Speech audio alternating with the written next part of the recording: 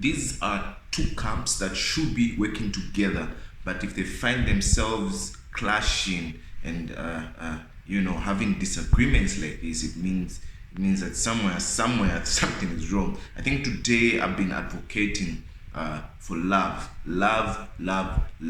regardless of which camp you're on, whether you're on the camp for the police or you're on the camp for the journalists or the press.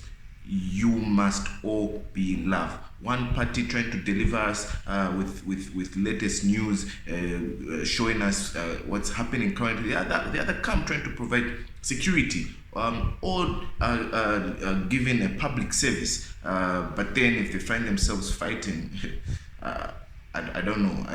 I really don't know where the love is there. Let's allow each other to do our work. Let's respect each other's offices. I think this is my word today.